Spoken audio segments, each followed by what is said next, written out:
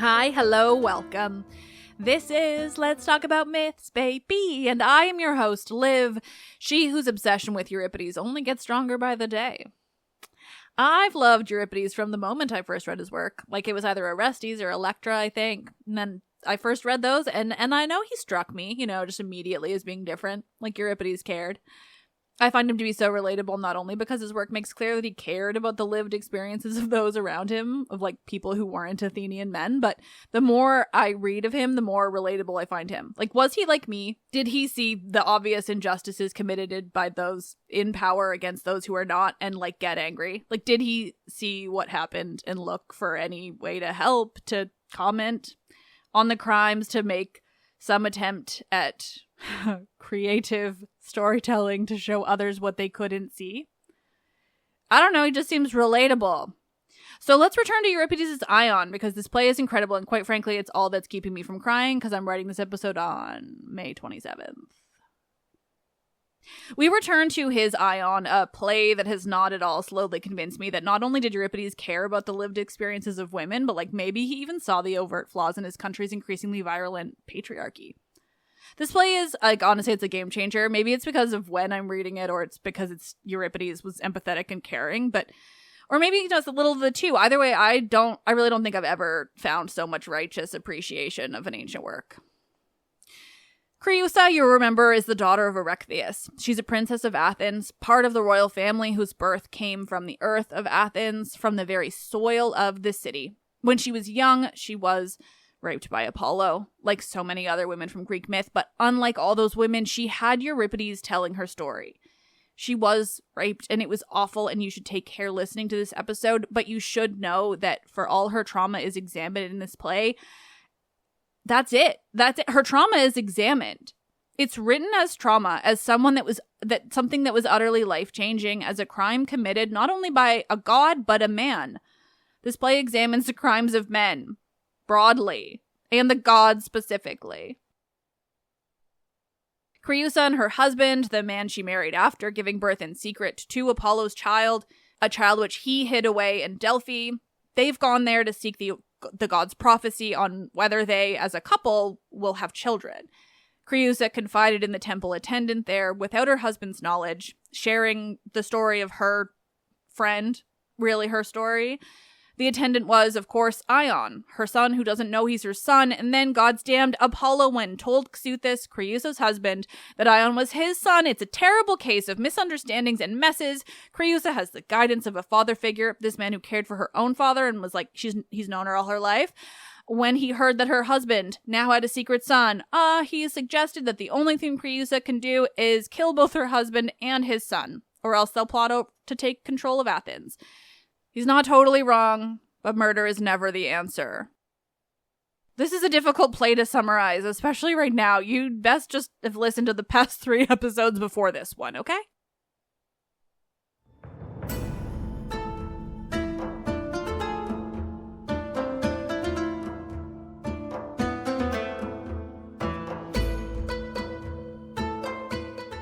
This is episode 263.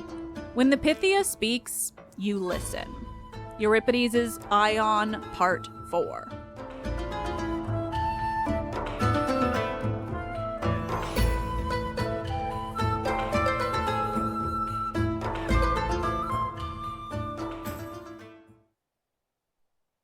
Creusa speaks to Apollo. She doesn't know how to proceed, doesn't know what to do with her life now that her childlessness has been confirmed, now that her husband has been given a son by the very god that raped her. She doesn't know how to handle a world that is quite so unjust.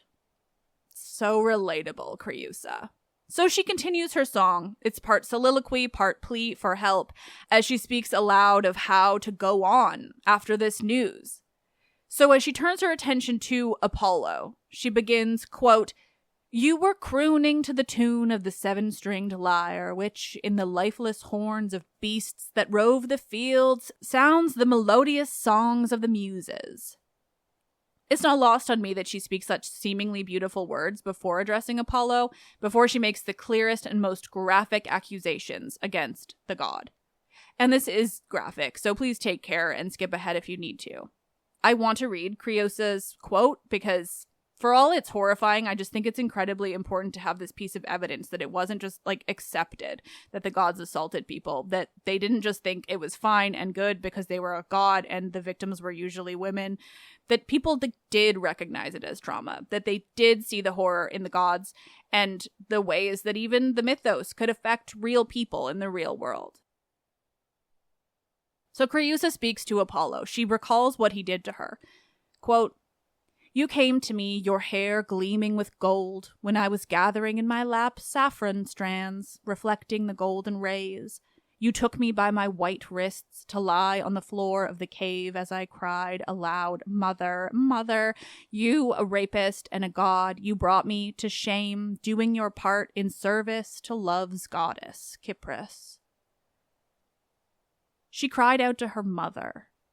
And that, again, is intentional. Legally, it would be her father who could have helped, her father whose property was being harmed, and that's the point. She called out to her mother because, as Euripides has examined throughout this play, mothers are there for affection, mothers are there to console. And again, I intentionally generalize because of how this play is written, but I want to be clear that fathers can, do, and should serve the same role as mothers, but from a sociological standpoint, and certainly here in Euripides' play, it's the maternal, mothering nature that is being highlighted. And it's reminded, again, when Creusa goes on to explain that she had cast out the baby out of, quote, "a mother's fear."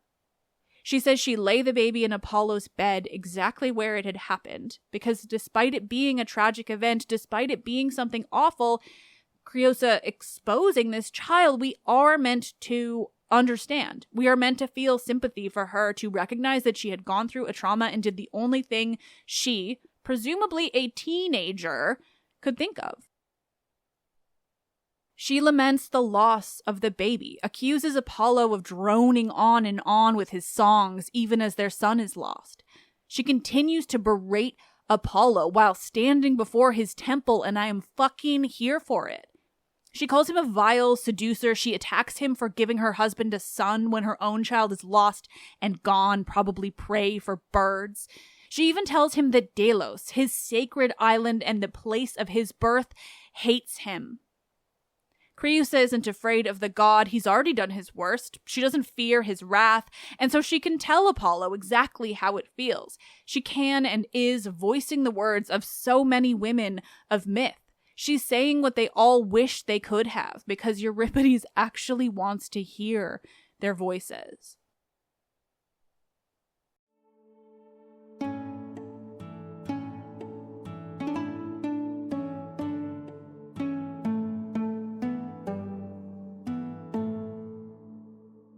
The old man, Creusa's friend and father figure, has heard her words, but he can't quite believe what she's said. He needs to be sure. What are you saying happened? What child did you give birth to? And what is the charge you're leveling against Apollo?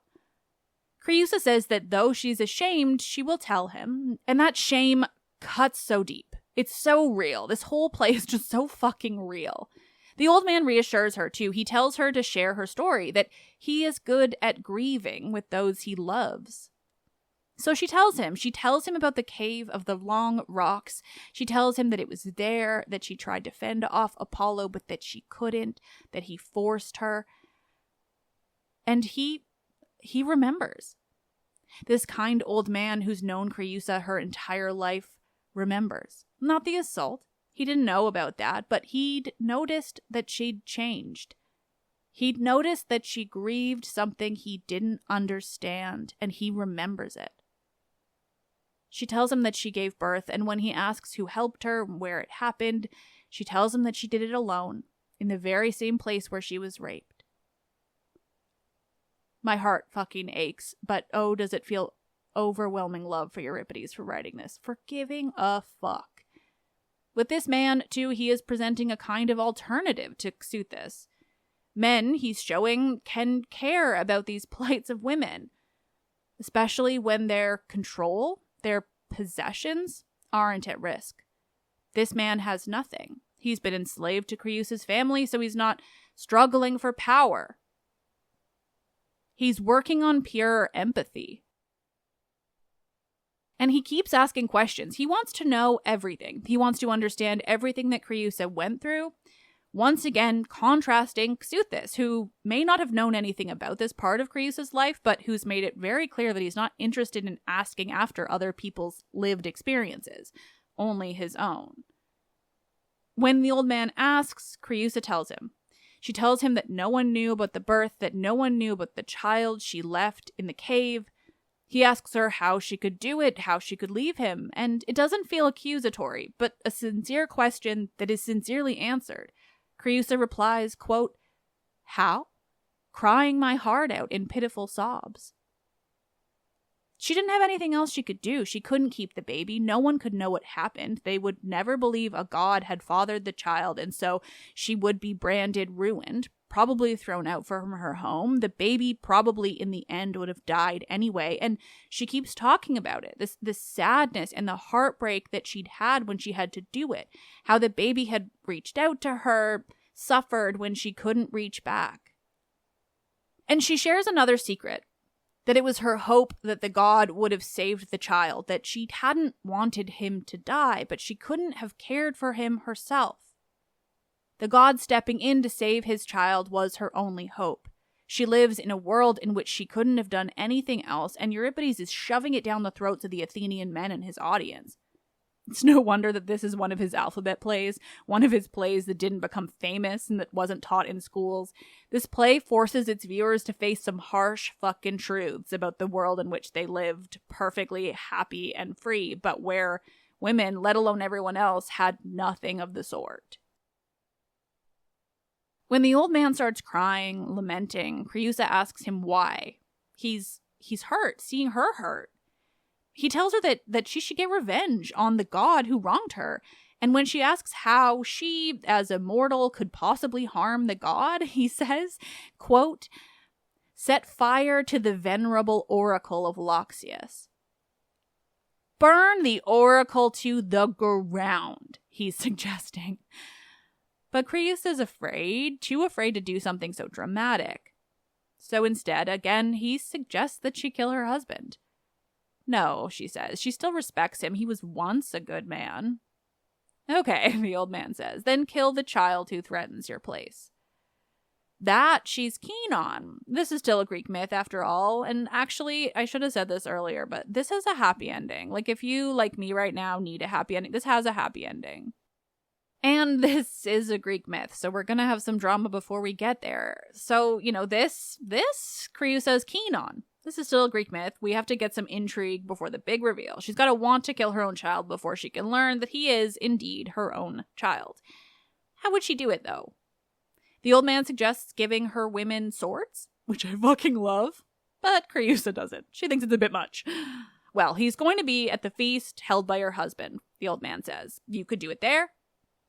She's unsure of that too, and he gets a little frustrated by her hesitance. But she isn't giving up. She tells him that she does have something that might work. He's willing to be her accomplice, he says, if she tells him what her plan is. And so here we get to the reason I picked up this play that has changed my life for the better. Here in part 4. Creusa asks the old man if he knows of the, quote, Battle of the Earthborn. Yes, he says, quote, in which the giants made a stand against the gods at Phlegria. There, Creusa tells him, quote, Earth gave birth to the Gorgon, dire monster. He knows the story. It was Earth's attempt to help her earthborn giant children in their battle with the Olympians. Exactly, Creusa says, quote, and Zeus's daughter, the goddess Pallas, killed her. Oh, is that the story? The old man clarifies. Is that the story he'd heard so long ago? Athena wears the Gorgon on her armor, Creusa adds. Her aegis, he clarifies. And what does it look like, he asks. She tells him, quote, a breastplate armored with the coils of a viper. The Gorgon aegis, Athena's shield where the fearful face sits forever, immortal.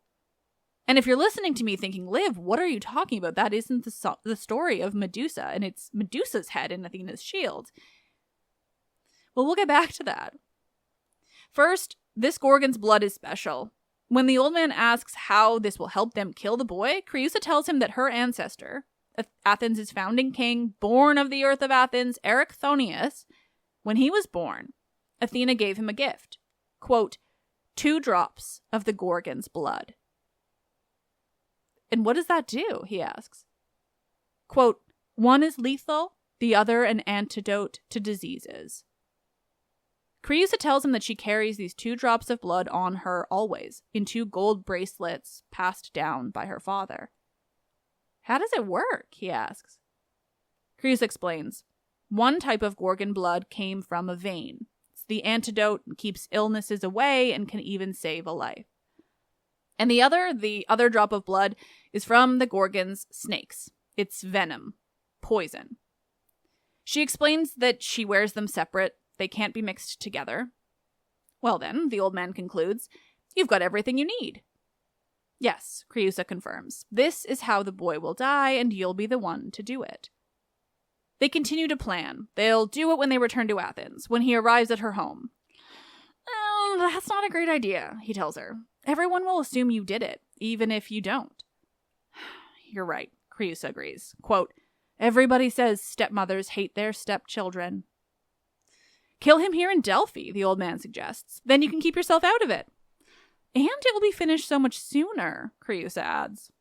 Well, you know what to do then, Creusa tells him. She gives him the gold bracelets and tells him to go to her husband's feast for his new son. When they go to pour libations to the gods, he can pour the poison into the boy's drink. She clarifies, though, that he should ensure to keep the venom away from everybody else. She only wants the boy dead. He poses not only a threat, but a constant reminder of her own trauma, her own inability to have a child, to love after the loss of her own. The old man agrees with her plan. He tells her to go inside the guest house where she'll be staying. He'll handle the task that they've just discussed. Creusa leaves, and before he goes off, he speaks of what he intends to do and notes, quote, for the prosperous, it is a fine thing to respect piety. But if one wishes to do harm to one's enemies, there is no law or custom that stands in our way. Rich people can do whatever they want, he's basically saying, and gods if that isn't far too real. Rich people can keep bombing children, keep burning innocent refugees in a safe zone that they told them to flee to, so just so long as they keep getting richer.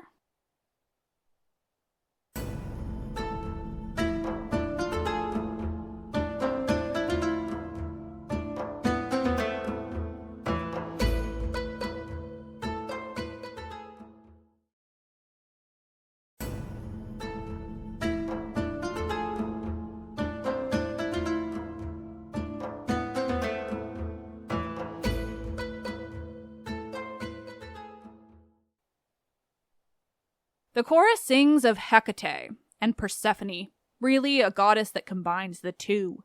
Quote, Enodia of the crossroads, daughter of Demeter, you are queen of assaults that come at night, and now during the day guide the filling of the deadly drinking cup against those whom my mistress aims them with drops from the earth-born Gorgon's slit throat, against the man trying to lay siege to the house of the Euripides.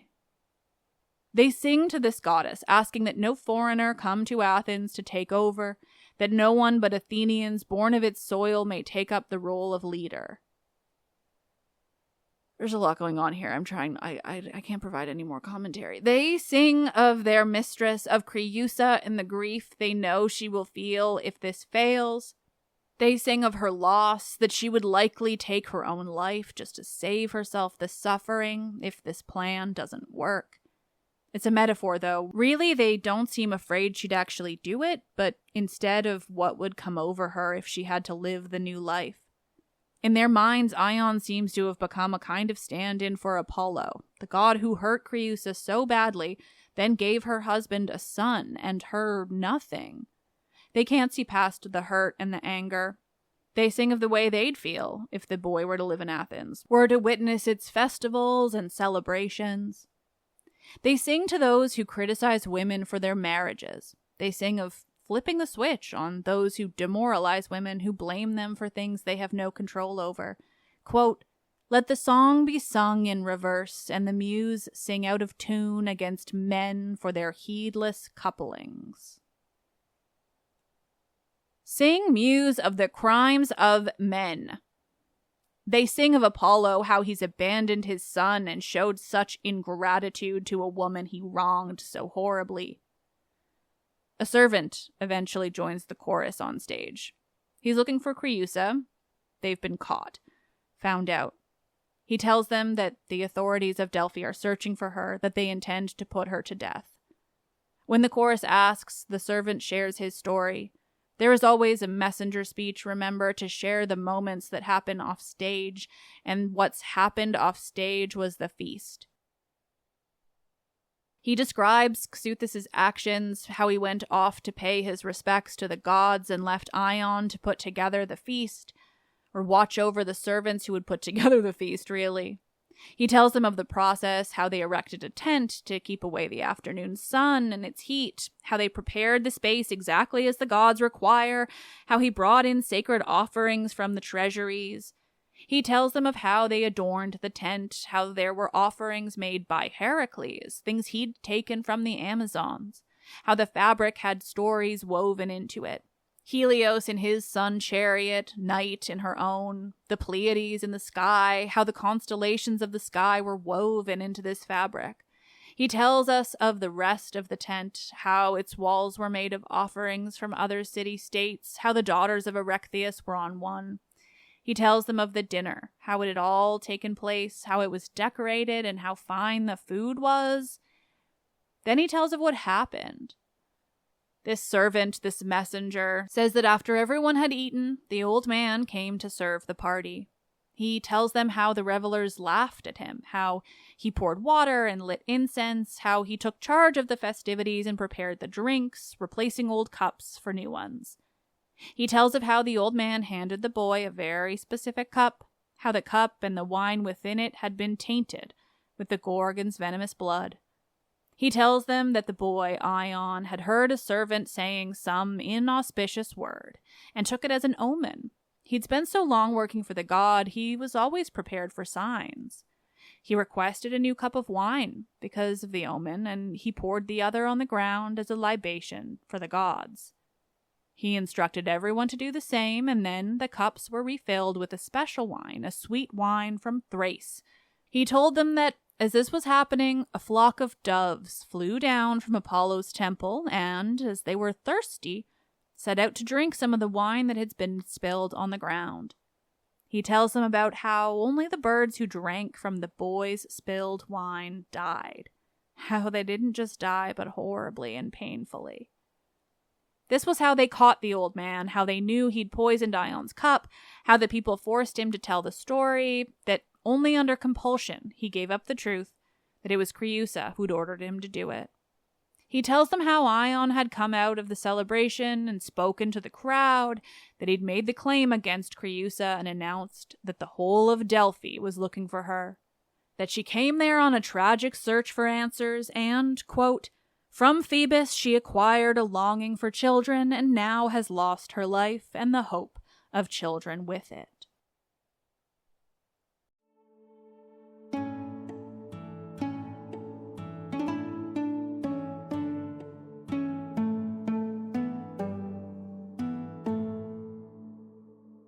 The chorus sings of inescapable death, how they will face it alongside Creusa. They sing of Dionysus' wine mixing with the blood of snakes. They sing of escape, attempts to avoid death. Maybe they could find a chariot or a ship, but they add, quote, there is no way to hide unless a god decides to spirit one away from the scene. This is, of course, meant to make us think not only of them, but of Ion, too, how this was how he avoided death, even if the play's characters don't yet understand that. They sing of Creusa, of the suffering that she now faces, and they sing of violence. They acknowledge their role in wishing harm on their neighbor and how there will be justice for it.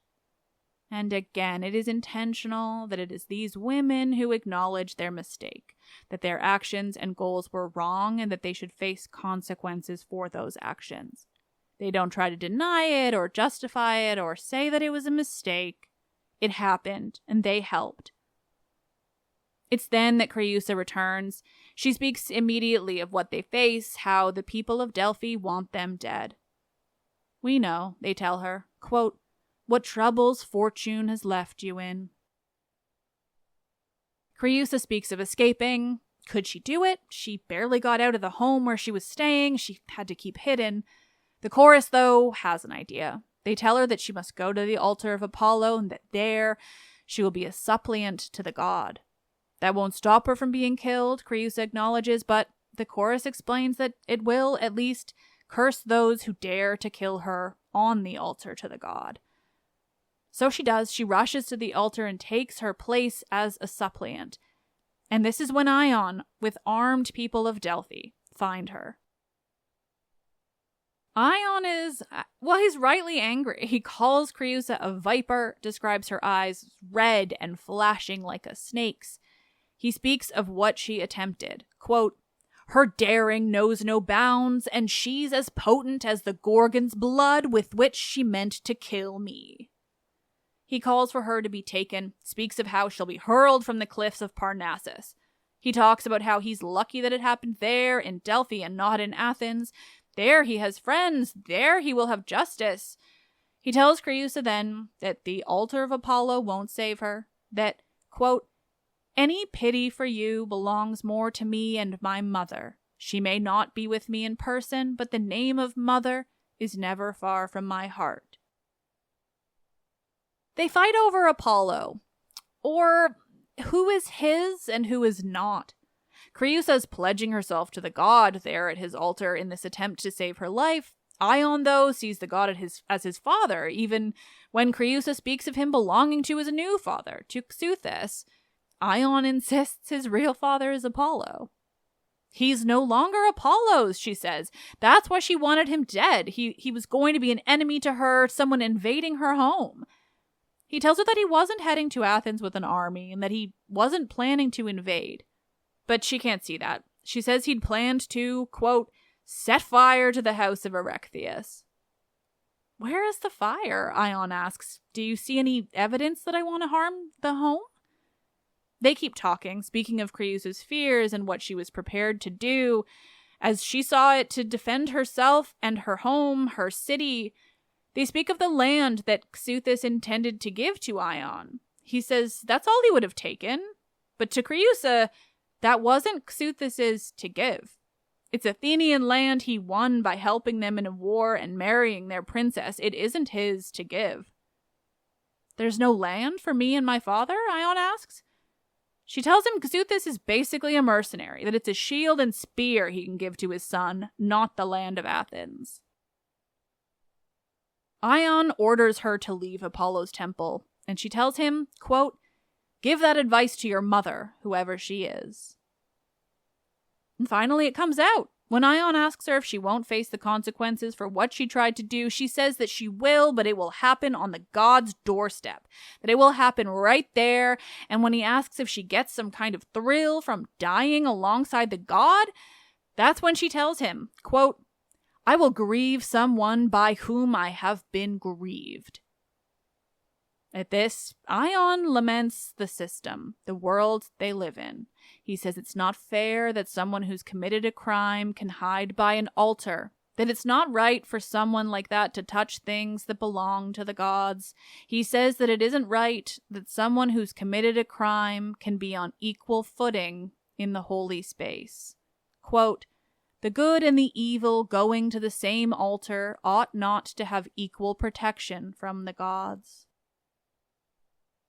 And this is when the Pythia herself, the woman who shares the god's prophecies, comes out of the temple and speaks to Ion. He greets her as a mother. Even if she didn't give birth to him, she's the closest thing he's had to one. She tells him that he's wrong to blame Creusa quite so strongly, wrong to be so unforgiving of her. The Pythia speaks of the relationships between children and stepmothers, how the latter are so often hostile. What she doesn't say is why, because women in that world are defined by their children. It is a real and tangible threat when there are children by their husbands and other women. It isn't petty jealousy, but real and deadly threats. And it's the Pythia, another woman, another mother figure who's going to talk him down. She tells him to be more forgiving, to understand better where Creusa is coming from. She may not break down the reasoning, but she feels for Creusa. And, well, she knows things. She tells him to leave Apollo's temple and that it's time for him to go to the land of his father. She tells him to go to Athens without guilt, and when he says that people who kill their enemies are guiltless, she disagrees. She tells him to listen very closely, to take in what she is going to say. Quote, "Do you see this basket I'm holding in my arms?" "Sure," Ion says. "I see that it's old and decorated."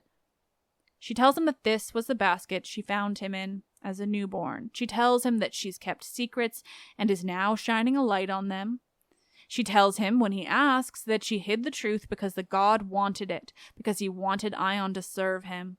She tells him that this has ended, that by telling Ion of his father, he was sending him away.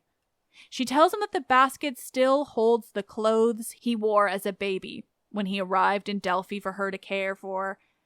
And when Ion asks if this is her way of helping him look for his mother, she tells him that the god wanted the truth hidden before, but he doesn't now. She gives him the basket, tells him to take it, and look for his mother.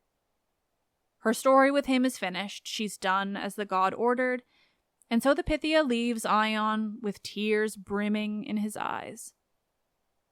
And Creusa was, of course, watching all of this.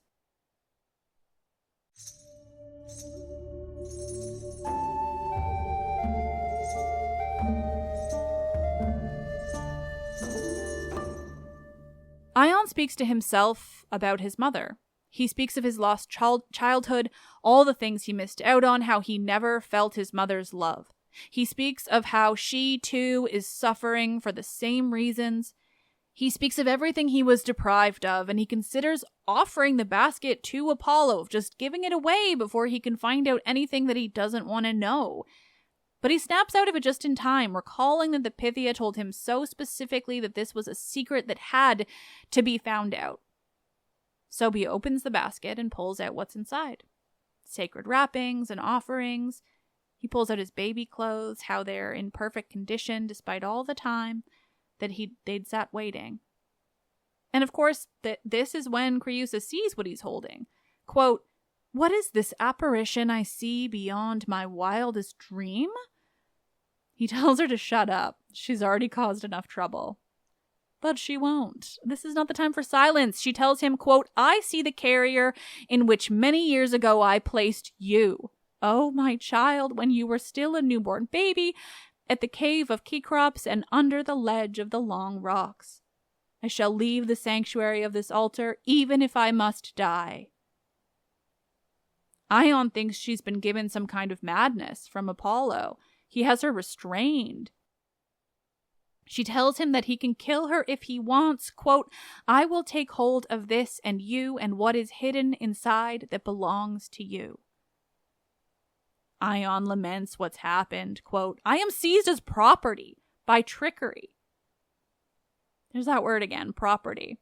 But she tells him, quote, "No, but you are found dear to those who love you." Meanwhile, Xuthus told him that he should love Xuthus. That was basically the only thing he said. Because for the 100th time, she is not her husband. She seeks a child to love and care for, not property to possess. She tells him how dear he is to her, even as he calls her a liar. But she can prove it. Ion begins pulling things out of the basket as Creusa names what's inside. It's her test. She tells him to look for a piece that she wove as a child, that it was unfinished, but it had, quote, a Gorgon in the center of the garment's fabric.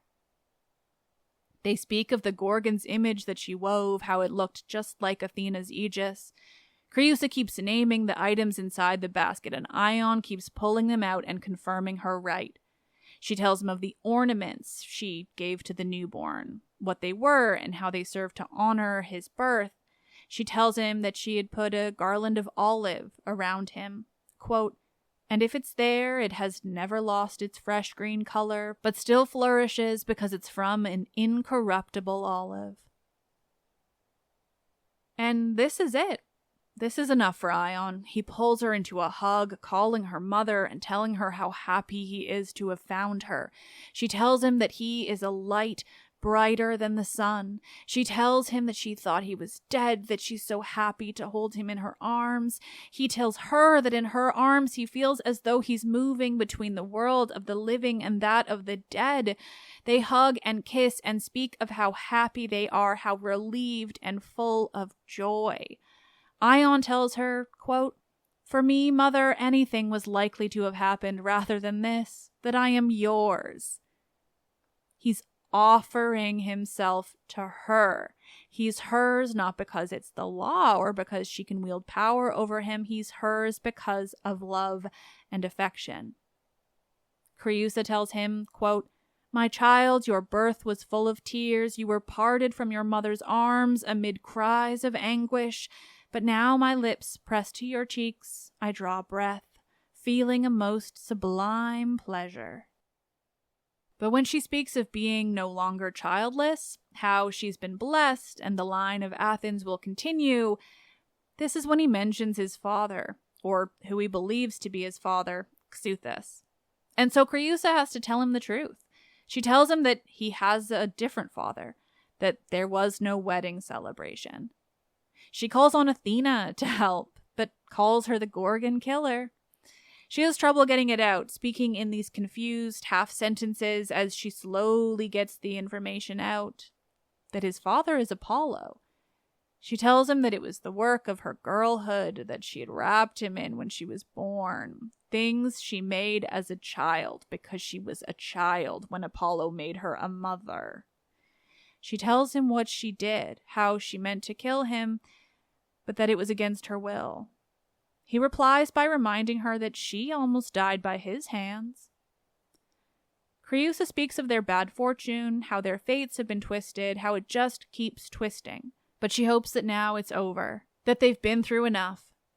Ion, though, has to be sure. He pulls her to the side so he can whisper to her and asks if she's lying, if she's trying to cover up for something else that would have shamed her, that she's saying he's the son of Apollo, maybe to cover up a secret. So she swears on everything she has that it was Apollo who fathered him. And so the oracle is clarified. When Ion asks why Apollo would say that he was Xuthus' son, Creusa notes that that wasn't what he said. He said he was giving Ion as a gift to Xuthus. Creusa explains that in doing so, the god has helped Ion, that without a father to claim, he wouldn't have anything, wouldn't inherit what is rightly his through Creusa. By saying Xuthus is his father, Apollo is giving him what is his right by birth. Because, Euripides is also going to throw in a bit of commentary on how lineage doesn't pass through mothers to their children, even when they're princesses born of Athenian soil. Ion isn't ready to be done with it, though. He wants to go inside and just, ask Apollo for himself. But he's stopped, because Athena's here instead. She appears on the roof of the temple, hovering with the help of that deus ex machina, that crane that serves to hold the gods above the mortals on the ancient stage. She's there to set the record straight. She tells him she's there with this message from Apollo. She confirms that Ion is indeed his son and that he's been given to Xuthus as a gift for all the reasons Creusa said. She directs her words then to Creusa and tells her to bring Ion to Athens, to seat him there on the throne of Erechtheus, at his rightful place as an Athenian born of its soil. She tells him of what's to come, how he will give his name to the Ionian people, how it all happened and why. She takes the guilt away from Apollo, which is disappointing but unsurprising, and likely a necessary thing in order for this play to actually be staged. And so Creusa forgives him, because he brought her son back to her.